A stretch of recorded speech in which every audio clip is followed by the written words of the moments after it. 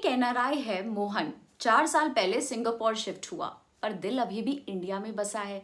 पैसा भी Indian mutual funds में इन्वेस्ट किया था। मोहन ने अपनी इन्वेस्टमेंट के सिर्फ 6 मंथ्स के अंदर ही म्यूचुअल फंड यूनिट्स रिडीम किए और उन्हें अच्छे कैपिटल गेन्स मिले। अब तो short term capital gains tax देना पड़ेगा इंडिया में, पर जो खबर उसे मिली उससे उसका दिन बन दिया। अगर आप भी मोहन जैसे एनआरआई हो तो ये टैक्स अपडेट आपके लिए है। आईटीएटी यानी कि इनकम टैक्स अपीलेट ट्रिब्यूनल ने क्लियर कर दिया है, अगर आप Singapore, Spain, Netherlands, Portugal, UAE, Mauritius जैसी कंट्रीज में रहते हैं तो 1.35 करोड़ रुपीस तक के म्यूचुअल फंड के शॉर्ट टर्म कैपिटल गेन्स पे इंडिया में कोई टैक्स नहीं लगेगा। बट कैसे? क्योंकि इंडिया इन कंट्रीज के साथ स्पेशल टैक्स ट्रीटीज साइन कर चुका है और उन ट्रीटीज में लिखा है, अगर आप म्यूचुअल फंड यूनिट्स बेच के कैपिटल गेन्स कमाते हैं तो उस शॉर्ट टर्म कैपिटल गेन्स पे टैक्स सिर्फ आपकी रेजिडेंस कंट्री में लगेगा, इंडिया में नहीं। क्योंकि इन टैक्स ट्रीटीज के अनुसार शेयर्स या इमूवेबल प्रॉपर्टीज के अलावा जो भी एसेट्स होते हैं वो आते हैं रेजिडुअल क्लॉज के अंडर और उन पे कैपिटल गेन्स सिर्फ सेलर की रेजिडेंस कंट्री में टैक्सेबल होते हैं, इंडिया में नहीं। और क्योंकि म्यूचुअल फंड्स ट्रस्ट के थ्रू इशू होते हैं अनलाइक शेयर्स, तो जो एनआरआई स्टॉक्स में इन्वेस्ट करते हैं उनको ये बेनिफिट क्यों नहीं मिलता? क्योंकि शेयर्स कंपनीज के होते हैं,